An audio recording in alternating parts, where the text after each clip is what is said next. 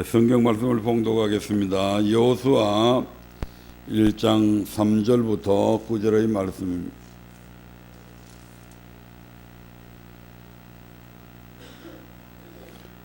여호수아 1장 3절부터 9절의 말씀을 교독하도록 하겠습니다. 내가 모세에게 말한 바와 같이 물은 너희 발바닥으로 밟는 것을 내가 다 너희에게 주었노니 곧 강야와 이 레바논에서부터 그 나수 유브라데에 이르는 대쪽 속의 온 땅과 또 에드움 대까지 너희 지경이 되리라. 너희 평생에 너를 당할 자 없으리니 내가 모세와 함께 있던 것 같이 너와 함께 있을 것임이라. 내가 너를 떠나지 아니하며 버리지 아니하리니 마음을 강하게 하라. 담대히 하라. 너는 이 백성으로 내가 그 조상에게 맹세하여 주리라 한 땅을 얻게 하리라. 오직 너는 마음을 강하게 하고 극히 담대히 하여 나의 종 모세가 내게 명한 율법을 다 지켜 행하고 좌로나 우로나 치우치지 말라. 그리하면 어디로 가든지 형통하리니 이 율법책을 내 입에서 떠나지 말게 하면 주야로 그것을 묵상하여 그 가운데에 기록한 대로 다 지켜 행하라. 그리하면 내 길이 평탄하게 될 것이라. 내가 형통하리라. 다 같이 내가 네게 명한 것이 아니냐. 마음을 강하게 하고 담대히 하라. 두려워 말며 놀라지 말라. 내가 어디로 가든지 내 하나님 여호와가 너와 함께하느니라 하시니라. 아멘. 오늘 우리에게 주신 본문의 말씀을 통해서 함께 은혜 받을 말씀의 제목을 여호와가 너와 함께하느니라 는 제목으로 정해서 함께 은혜 나누려고 합니다.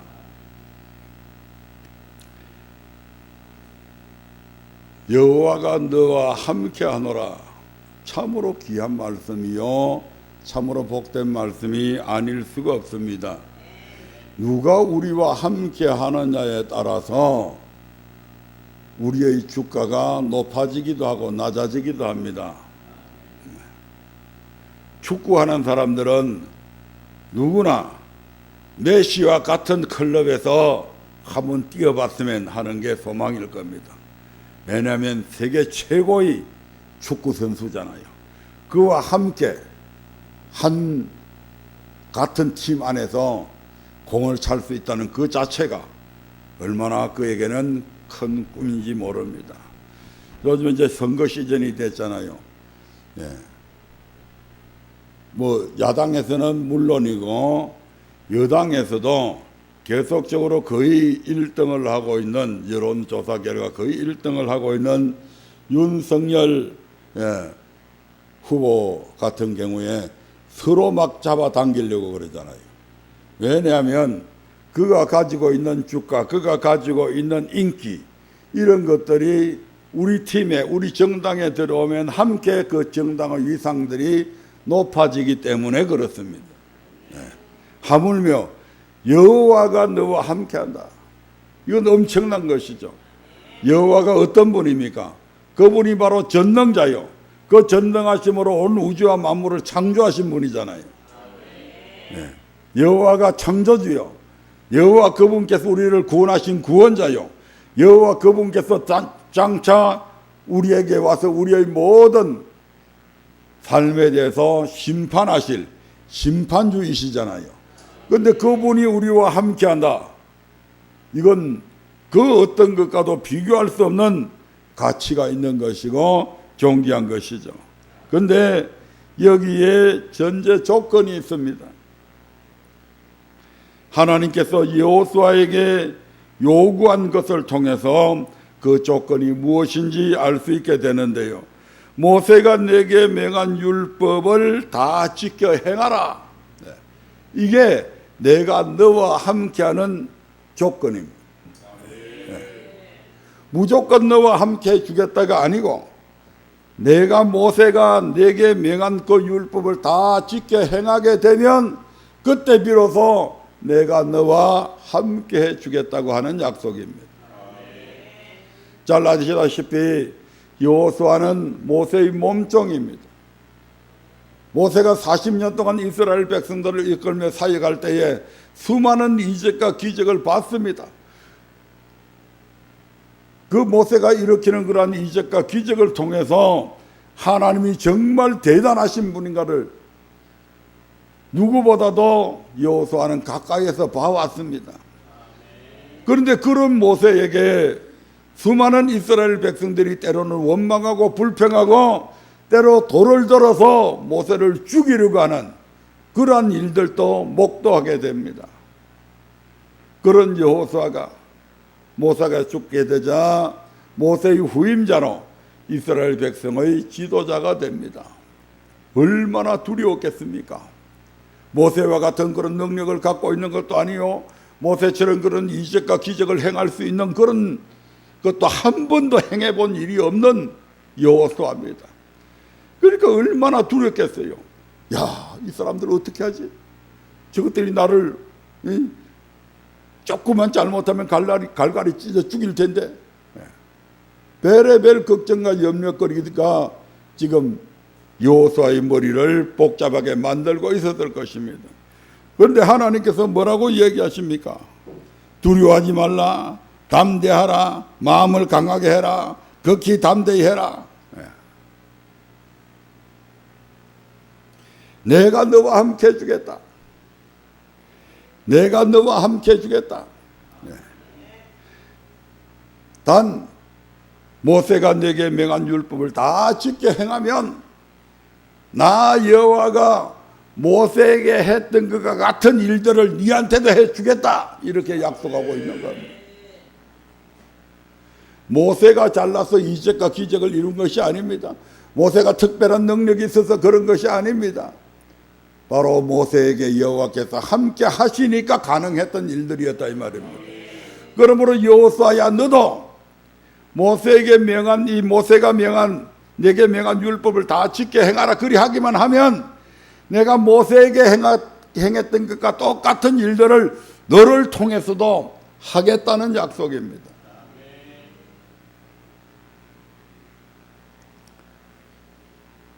모세가 내게 명한 율법을 다 지켜 행하라. 율법을 지켜 행하는 것은 어떤 것입니까? 바로 그것이 성경은 생명을 얻는 길이요, 우리가 살아갈 수 있는 유일한 길임을 성경은 우리에게 교훈하고 있습니다. 신명기 32장 46절부터 47절의 말씀을 한번 보겠습니다. 율법을 지켜 행하는 것은 결단코 허사가 아니다. 무의미한 것이 아니다. 될 볼일 없는 것이 아니다. 율법을 지켜 행하는 것은 바로 생명을 얻는 길이다. 같이 천천히 읽어봅니다. 시작. 그들에게 이르되 내가 오늘날 너희에게 전거한 모든 말을 너희 마음에 두고 너희 자녀에게 명하여 이 율법의 모든 말씀을 지켜 행하게 하라. 이는 너희에게 허사가 아니라 너희의 생명이니 이 일로 인하여 너희가 요단을 건너 얻을 땅에서 너희의 날이 장구하리라. 율법 지키는 거 그 예사로 생각하지 마라. 그 지키느냐 지키지 않느냐에 따라서 네가 살고 죽는다, 이 말이죠. 율법을 지켜 행하는 것은 바로 생명이다. 누가복음 10장 25절부터 28절에도 나와 있습니다. 신약 시대에 와서 그럼 율법을 안 지켜도 되냐? 아닙니다. 우리 주님께서 친히 율법사에게 율법에 대한 질문을 받고 하신 말씀입니다. 누가복음 10장 25절부터 28절입니다. 시작. 어떤 율법사가 일어나 예수를 시험하여 가로되 선생님, 내가 무엇을 하여야 영생을 얻으리이까? 예수께서 이르시되 율법에 무엇이라 기록되었으며 내가 어떻게 읽느냐? 대답하여 가로되 내 마음을 다하며 목숨을 다하며 힘을 다하며 뜻을 다하여 주 너희 하나님을 사랑하고 또한 내 이웃을 내 몸과 같이 사랑하라 하였나이다. 예수께서 이르시되 내 대답이 옳도다. 이를 행하라. 그러면 살리라 하시니. 율법을 행하는 것은 그것을 통해서 생명을 얻기 때문이다. 그리해야 네가 산다. 구약의 모세의 입을 통해서도 하나님께서 그렇게 말씀하셨고, 복음의 시대라고 하는 이 신약 시대에 와서도 예수님께서 직접 이 율법을 행하라고 가르치고 있잖아요. 그런데 많은 사람들이 이 시대에 와서 구약은 율법의 시대예요, 신약은 복음의 시대이기 때문에 구약의 말씀은 지키지 않아도 된다, 율법 안 지켜도 된다, 율법 지키라고 그러면 율법주의자라고 매도해서 아예 율법과 복음을 정반대의 개념으로 생각하고 아예 율법 그러면 들으려고도 하지 않습니다. 치를 떱니다. 그냥.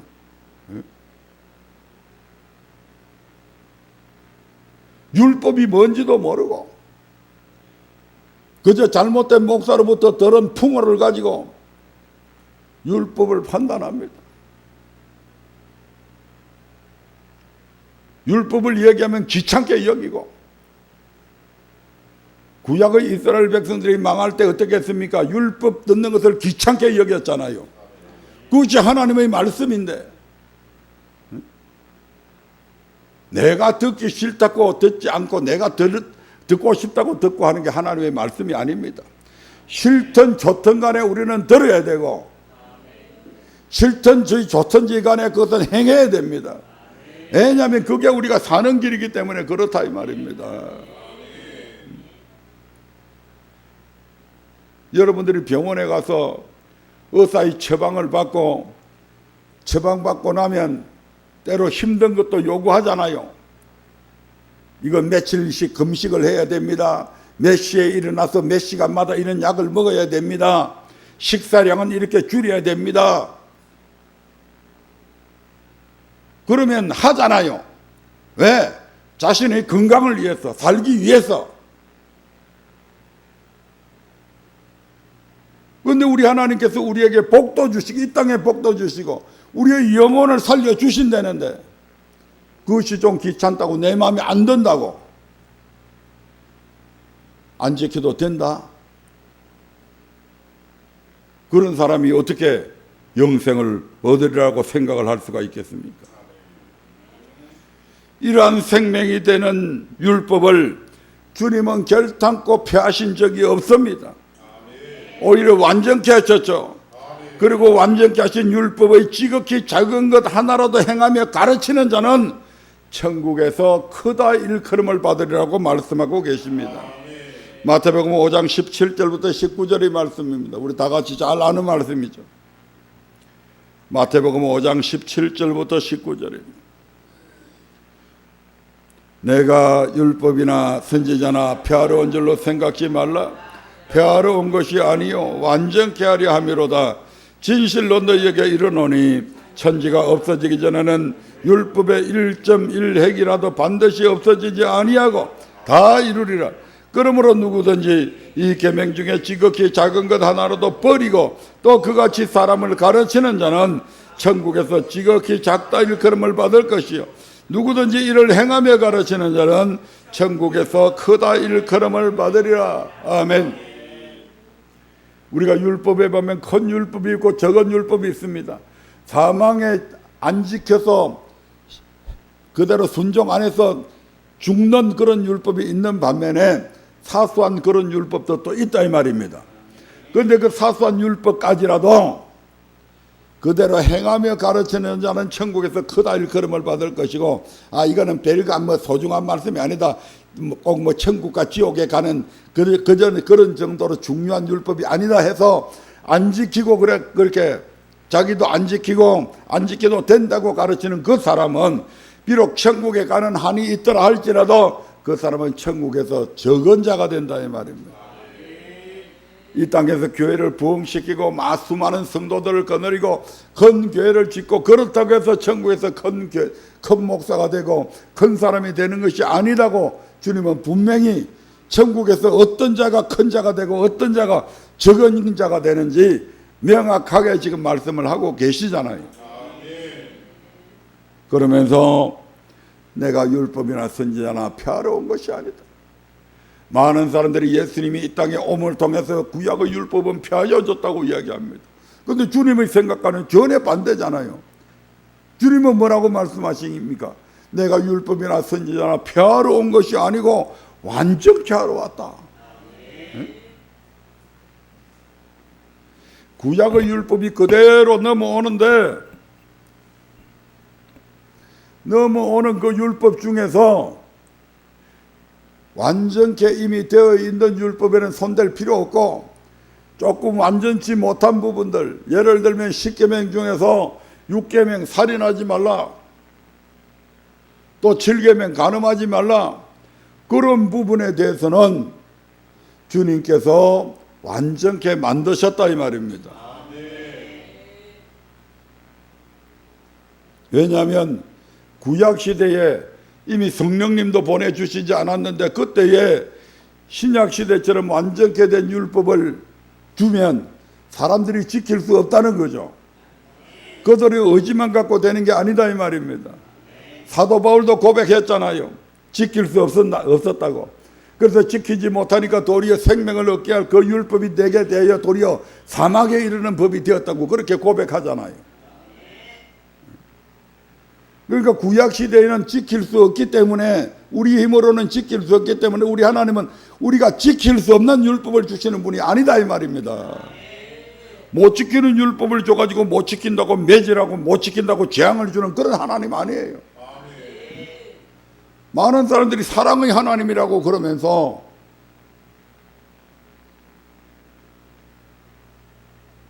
구약시대의 하나님을 율법을 줬다고 그래가지고 잔인한 하나님으로 착각을 하게 만드는 거예요. 하나님은 이처럼 구약시대에 신약시대에 완전케 한 이 살인하지 말라고 하는 이 법을 주셨다면 지킬 수 없기 때문에 구약시대에는 직접적으로 살인한 것만 규정을 했다 이 말입니다. 왜? 그것이 우리의 한계니까. 간음하지 말라 하는 부분도 마찬가지잖아요. 마음속으로 음욕을 품는 것까지 우리가 통제를 할 수가 없습니다. 그런데 신약시대는 이게 가능하다는 얘기죠.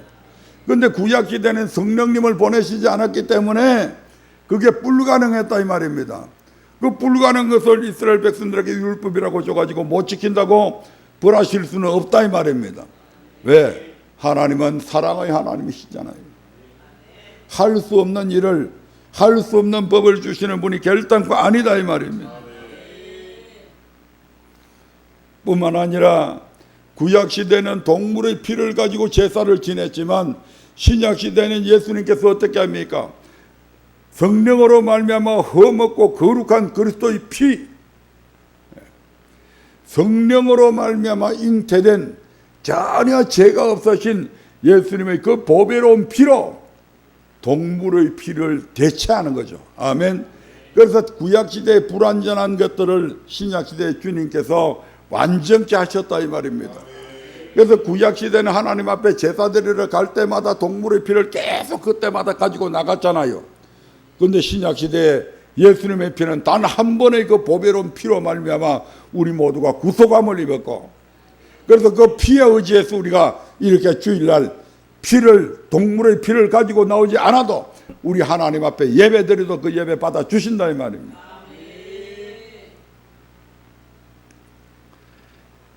그래서 율법을 행하며 가르쳐야 된다. 율법을 행하며 가르쳐야, 그래야 우리 하나님께서 함께 거하신다 이 말입니다. 그래서 사도 바울 같은 이는 어떻게 말씀합니까? 내가 그리스도를 본받는 것처럼 너희는 나를 본받으라. 내가 그리스도께서 하신 그 모든 말씀대로 내가 순종하며 행하는 그 모든 삶을 너희들이 보고, 나처럼 너희는 나를 보고 내가 하는 것처럼만 해라. 이렇게 얘기하기도 하시죠. 구약시대에 우리 하나님께서 내가 너와 함께 주겠다는 것을 신약시대에 우리 주님께서는 요한복음 15장 1절부터 6절을 통해서 함께하는 부분에 대해서 이렇게 말씀을 하고 있습니다. 한번 같이 읽어보겠습니다. 요한복음 15장 1절부터 6절입니다.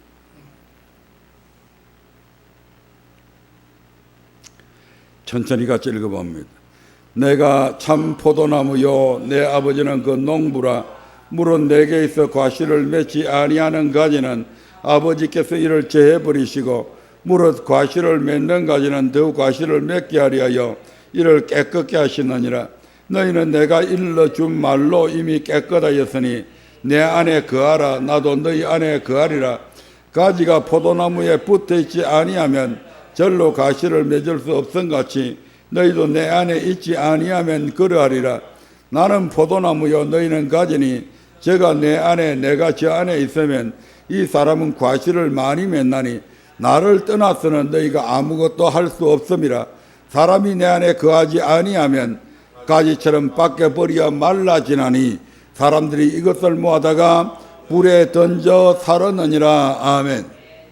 너희는 내가 일러준 말로 이미 깨끗해졌다. 이 말씀은 그냥 단순히 말씀을 들으니까 깨끗해졌다는 얘기가 아니고 내가 너희들에게 일러준 말대로 너희들이 순종했기 때문에 깨끗해졌다 이 말입니다.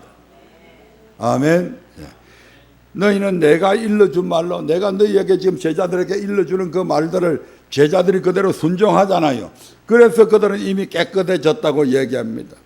내 안에 거하라. 그래서 말씀에 순종하니까 내 안에 거하라. 나도 너희 안에 거하라. 주님이 우리 안에 거하고 내가 주님 안에 거한다는 것은 함께 한다는 얘기입니까? 떨어져 있다는 얘기입니까? 함께 하는 거예요. 아멘. 예, 함께 한다. 또 같은 말이 있죠. 예. 가지가 포도나무에 붙어 있지 아니하면 붙어 있다는 것은 함께 있다는 겁니까? 떨어져 있다는 얘기입니까? 함께 있다는 거죠. 아멘. 함께 있다는 표현을 이렇게 네가 내 안에 내가 네 안에 있다는 표현 또 붙어 있다는 표현들을 지금 쓰고 있잖아요. 이 모든 것이 함께 있다는 거죠. 어떻게 될 때 네가 내 말에 순종해서 깨끗하게 되면 이 말입니다. 우리 하나님은 거룩하신 분이잖아요. 그래서 예수 그리스도의 보혈의 피로 우리가 거룩해야 그분과 함께 있을 수가 있는 거잖아요. 우리 주님은 깨끗하신 분이잖아요. 그러므로 그분의 말씀에 순종해서 우리가 깨끗해져야 예수님과 함께 하실 수 있다 이 말입니다. 주님은 깨끗한데 더러운 우리가 가면 씻지 않는 그 상태대로 들어가려고 해도 함께 해주시지 않는다 이 말입니다. 그래서 말씀을 지키지 않으면 하나님이 함께 하시지 않는 것입니다. 그래서 가지처럼 불사릅니다. 하나님이 쓰시지 않고 버리면 마귀가 주워다 쓴다고 그럽니다.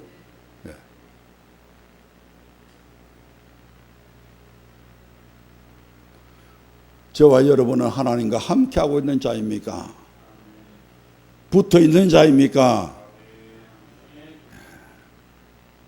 아멘 하는 그대로 정말 주님과 함께하는, 주님과 생각을 같이 하고 주님과 같은 행동을 하고 그런 저와 여러분들 되시기를 주의 이름으로 축원드립니다.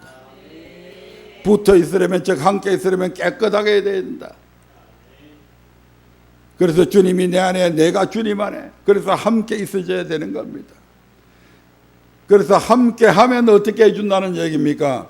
15장 7절의 말씀을 한번 보겠습니다. 주님이 함께 해주면 어떤 일이 일어나는가? 같이 읽어봅니다. 시작. 너희가 내 안에 거하고 내 말이 너희 안에 거하면 무엇이든지 원하는 대로 구하라. 그리하면 이루리라. 주님이 우리와 함께하면 이 말입니다. 무엇이든지 원해도 됩니다.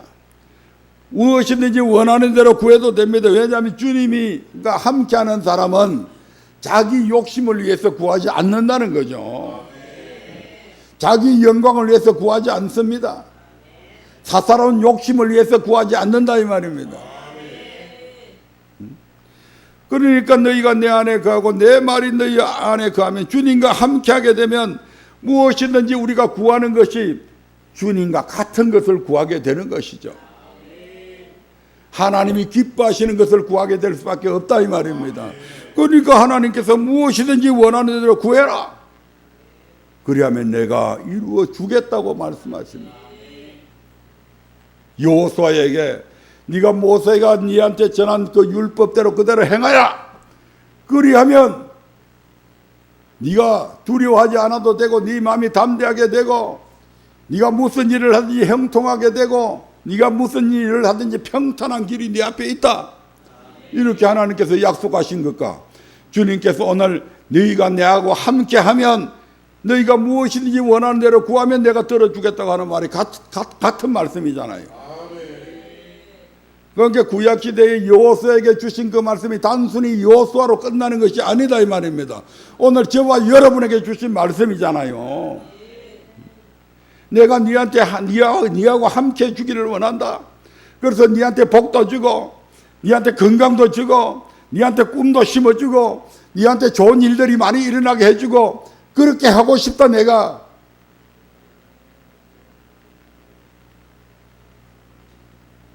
그러려면 우리가 그분의 말씀에 순종함을 통해서 그분과 함께 해야 된다 이 말입니다. 여호와께서 함께 하시면 어떤 일이 일어나는지 이제 성경을 통해서 그러한 역사들을 하나하나 살펴보도록 하겠습니다. 여호와께서 함께 하시면 어떤 일이 일어나는가? 마음이 강하게 됩니다. 약한 마음을 가진 사람이 강한 마음으로 바뀌어집니다. 늘 두려워 떨던 사람이 담대해집니다. 그들이 가는 모든 길들이 평탄해집니다. 모든 불통과 같은 그런 일들이 형통하게 됩니다. 창세기 28장 15절에 보면 이런 말씀이 있습니다. 창세기 28장 15절입니다. 같이 읽어보겠습니다. 내가 너와 함께 있어 네가 어디로 가든지 너를 지키며 너를 이끌어 이 땅으로 돌아오게 할지라 내가 네게 허락한 것을 다 이루기까지 너를 떠나지 아니하리라 하신지라. 이 말씀은 야고비가 행에스를 피해서 저 아람으로 하란으로 도망을 가다가 베델이라고 하는 곳에 머물러서 그곳에 돌을 베개 삼아서 잠자고 있을 때에 우리 하나님께서 주신 약속입니다. 내가 너와 함께 있어. 아멘. 하나님이 야곱과 함께하면 네가 어디로 가든지 내가 함께한 내가 너를 지켜주고 너를 이끌어서 다시 이 땅으로 돌아오게 만들어주고 내가 네게 허락한 것을 다 이루기까지 너를 떠나지 않겠다. 정말 하나님이 대단하신 분이죠. 그분이 우리와 함께 하시기만 하면 걱정 근심할 거에 없다니까요. 그리고 그가 하란에서 자기 외삼촌 집에서 빼빠지게 20년 동안을 종처럼 열심히 일하잖아요. 그리고 그 외삼촌을 이제 떠나올 때에 도망치듯이 나옵니다. 그리고 야고비가 이제 도망간 것을 알고 외삼촌 장인인 라반이 자기 아들들을 거느리고 이 야고비를 죽이겠다고 막 추격을 해와서 마침내 따라잡게 되죠. 그래서 터집을 잡습니다. 네가 우리 집에 있는 드라빔을 왜 훔쳐가느냐 이렇게 해가지고 이제 터집을 잡게 되는데, 그러면 조사해 보십시오. 나는 드라빔이라고 하는 그런 것을 나는 뭐 만진 적도 없고 나는 그런 것을 섬기는 사람도 아니고 하니까 찾아보라고, 조사해 봐라고. 그래서 조사를 했더니 결국 못 찾게 되죠. 자기의 딸이 훔쳐왔는데 결국 못 찾게 됩니다. 그때 이제 야고비가 자기 외삼촌한테 자기의 속마음을 털어놓습니다. 그 말씀이 창세기 31장 42절에 이렇게 되어 있습니다. 창세기 31장 42절입니다. 같이 읽어봅니다. 우리 아버지의 하나님 아브라함의 하나님 곧 이삭의 경외하는 이가 나와 함께 계시지 아니하셨다면 외삼촌께서 이제 나를 공수로 돌려보내셨으리다마는 하나님이 나의 고난과 내 손의 수고를 감찰하시고 어젯밤에 외삼촌을 책망하셨나이다. 하나님께서 자기의 장인을 책망한 것까지도 하나님께서 알게 해주셨잖아요. 그리고 우리 아버지 하나님, 우리 할아버지의 하나님, 이삭이 경외하는 그 하나님께서 나와 함께 계시지 아니하셨다면, 이 말씀은 하나님이 야곱과 함께 하셨다는 얘기잖아요. 함께 하셨기 때문에 당신이 어제까지도 나를 죽이려고 쫓아왔지만 지난밤에 하나님께서 당신을 책망하셨지 않냐. 그리고 당신이 내가 지금 가져가는 이 모든 양떼 소떼를 다 뺏어가려고 했지만 하나님께서 어젯밤에 당신을 책망하셨지 않냐. 만약에 하나님께서 함께하지 아니하셨다면 내가 졸지에 이 모든 거 다 빼앗길 수밖에 없었지 않냐. 하나님이 함께하시니까 그가 그의 모든 재산도 지킬 수가 있었고 처자식도 지킬 수가 있었고 그가 평안히 자기의 고국으로 본향으로 돌아갈 수 있게 되었다 이 말입니다. 하나님이 함께 하시면 또 창세기 39장 2절부터 3절에 보면 요셉과 함께 하시는 하나님의 모습을 볼 수가 있습니다. 창세기 39장 2절부터 3절입니다. 같이 읽어봅니다. 시작. 여호와께서 요셉과 함께 하심으로 그가 형통한 자가 되어 그 주인 애굽 사람의 집에 있으니 그 주인이 여호와께서 그와 함께 하심을 보며 또 여호와께서 그의 범사에 형통케 하심을 보았더라. 요셉이 똑똑하고 야곱이 똑똑해서가 아닙니다. 그들이 열심히 노력했기 때문에 아니라 이 말입니다. 그들이 새벽부터 일어나서 빼빠지게 일했기 때문에 성공한 게 아니라니까요. 누가 함께 하셨기 때문에? 여호와께서 함께 하셨기 때문에 자기의 재산을 빼빠지게 고생한 그 재산을 지킬 수 있었고 여호와께서 함께 하셨기 때문에 비록 애굽에 노예로 팔려간 요셉과 여호와께서 함께 하시니까 요셉이 시대장 보디발의 집에서 가장 존귀한 자가 되고 모든 가솔들을 통치할 수 있는 그런 권한을 갖게 되잖아요. 뭐 신분임에도 노예 신분임에도 불구하고 이 말입니다.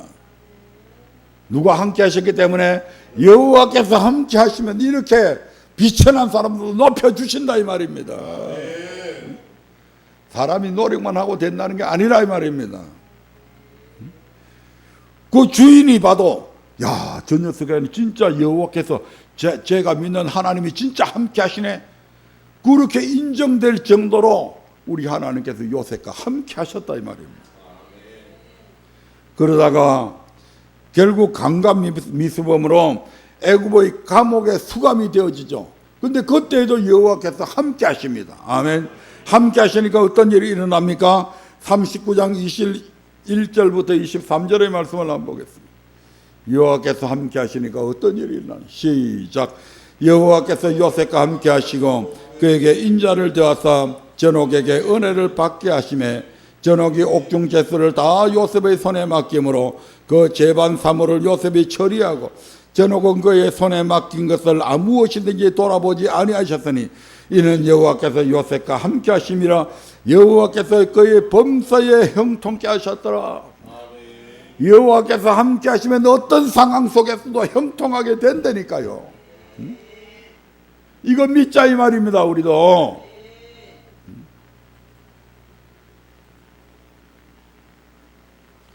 여호와께서 함께 하시면 다른 나라의 노예로 팔려가도 그 노예의 신분에서 강간 미수범이 됐으니까 이게 얼마나 이게 평생 감옥에서 못 나오는 거예요. 그러나 그런 가운데서도 여호와께서 함께 하시니까 그 환경을 바꿔서 애굽의 총리로 가는 길목이 되었잖아요. 이게 아멘.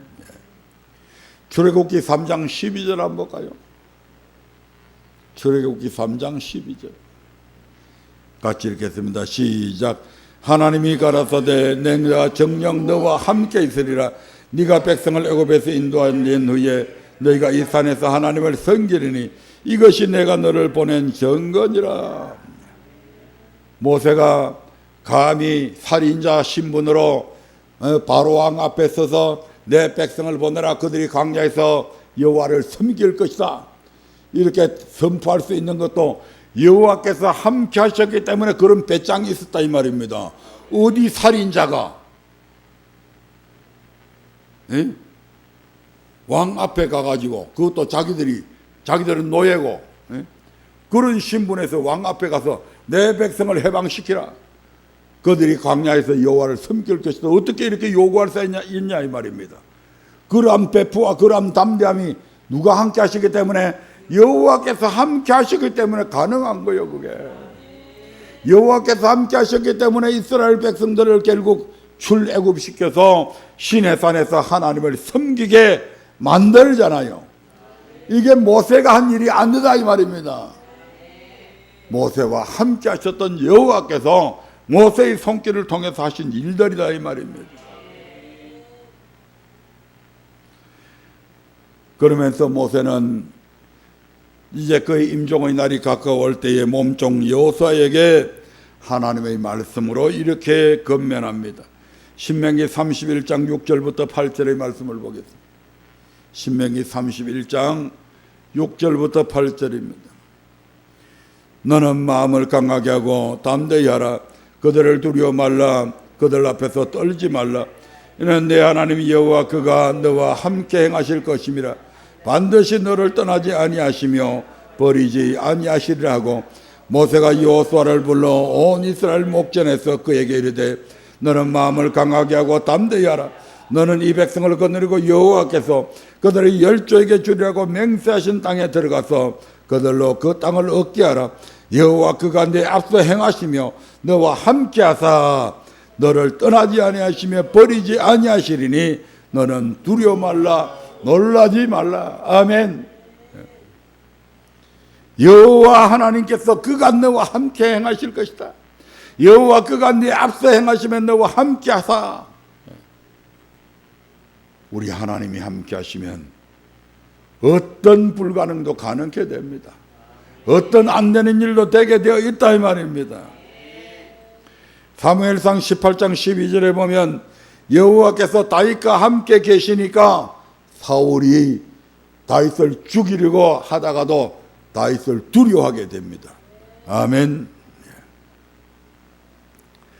멸망받을 유다 민족을 향한 하나님의 사랑이 있죠. 이스라엘은 그들의 범죄로 인해서 결국 멸망받을 수밖에 없었습니다. 그러나 하나님께서는 멸망시키는 것으로 끝내지 아니하시고 그들을 다시 회복시켜 주실 것을 약속을 하십니다. 아멘. 예. 이사야서 41장 8절부터 10절의 말씀을 한번 보겠습니다. 이사야서 41장 8절부터 10절입니다. 시작. 그러나 나의 종도 이스라엘아, 나의 택한 야곱아, 나의 벗 아브라함의 자손아, 내가 땅 끝에서부터 너를 붙들며 땅 모퉁이에서부터 너를 부르고 내게 이르기를 너는 나의 종이라. 내가 너를 택하고 실어버리지 아니하였다 하였노라. 두려워 말라. 내가 너와 함께함이니라. 놀라지 말라. 나는 네 하나님이 됨이니라. 내가 너를 굳세게 하리라. 참으로 너를 도와주리라. 참으로 나의 의로운 오른손으로 너를 붙들리라. 이스라엘의 멸망을 앞두고 하나님께서는 이사야 선지자를 통해서 너희들이 멸망받을 것이지만, 적군의 포로로 잡혀갈 것이지만 그럼에도 불구하고 두려워하지 말아라. 내가 너와 함께 해주겠다. 놀라지 말아라. 나는 내 하나님이 끝까지 되어주겠다. 그래서 너를 그곳에서 다시 굳세게 해서 너를 참으로 도와서 나의 의로운 오른손으로 너를 붙들어서 그 바벨론의 포로에서 돌아오게 만들어 주겠다고 하는 하나님의 약속입니다. 마지막으로 이사야서 43장 1절부터 2절의 말씀을 한번 보겠습니다. 43장 1절부터 2절입니다. 시작. 야곱아, 너를 창조하신 여호와께서 이제 말씀하시느니라. 이스라엘아, 너를 조성하신 자가 이제 말씀하시느니라. 너는 두려워 말라. 내가 너를 구속하였고 내가 너를 지명하여 불렀나니 너는 내 것이라. 내가 물 가운데로 지날 때에 내가 함께할 것이라. 강을 건널 때에 물이 너를 침몰치 못할 것이며 내가 불 가운데로 행할 때에 타지도 아니할 것이요 불꽃이 너를 사르지도 못하리니. 아멘. 여호와께서 함께 하시면 강을 건널 때에도 물이 너를 침몰치 못한다.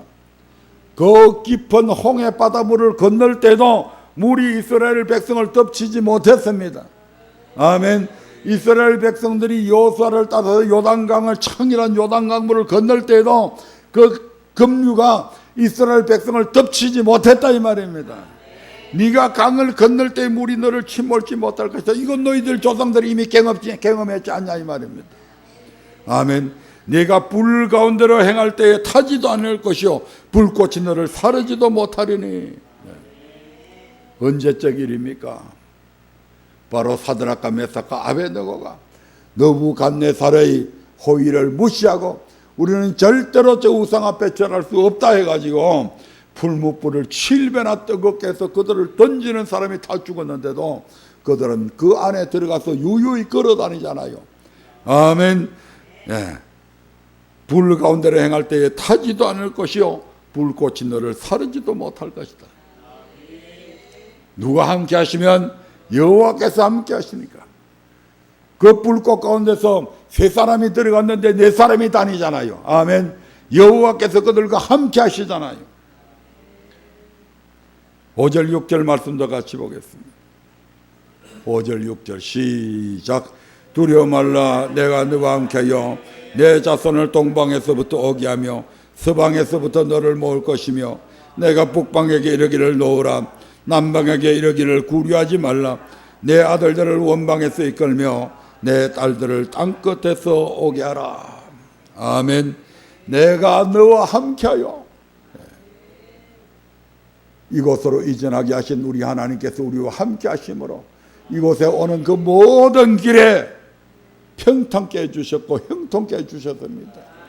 그 하나님께서 이제 이곳에 우리와 함께 하셔서 우리가 하나님과 함께 하기만 하면 우리 하나님께서 당신의 자손들을 동방에서부터 동서사방에서 이곳으로 모아주실 줄로 믿습니다. 그래서 이곳을 가득히 채우시고 이곳에서 우리 하나님께서 영광을 받아 주실 것입니다. 지금은 우리가 비록 새로 들어와 있지만 우리 하나님께서 이 건물 전체 통제비로 우리한테 주실 날이 멀지 않다 이 말입니다. 뭐가 함께 하시면 여호와 내가 너희와 함께하면 그렇게 된다 이 말입니다. 그 하나님이 함께 하실 수 있도록 저와 여러분들이 좀 힘쓰게 애쓰자 이 말입니다. 평탄한 길을 원하십니까? 형통하기를 원하십니까? 여호와께서 함께 하시면 됩니다. 그리고 그것은 어려운 것도 불가능한 것도 아니다 이 말입니다. 모세가 명한 율법을 다 지켜 행하면 됩니다. 사랑의 열매를 맺으면 됩니다. 네가 내 안에 내 말이 내 안에 그리하면 함께 주겠답니다. 무엇이든지 원하는 대로 이루어 주겠답니다. 이러한 은혜와 축복이 저와 여러분에게 이러한 축복이 넘쳐나기를 주의 이름으로 축원합니다. 하지만 선택은 늘 우리 각자의 몫입니다. 부디 이 말씀을 듣고 하나님과 함께 하시는 여러분들이 되시기를 주의 이름으로 축원드립니다. 다 같이 기도하겠습니다.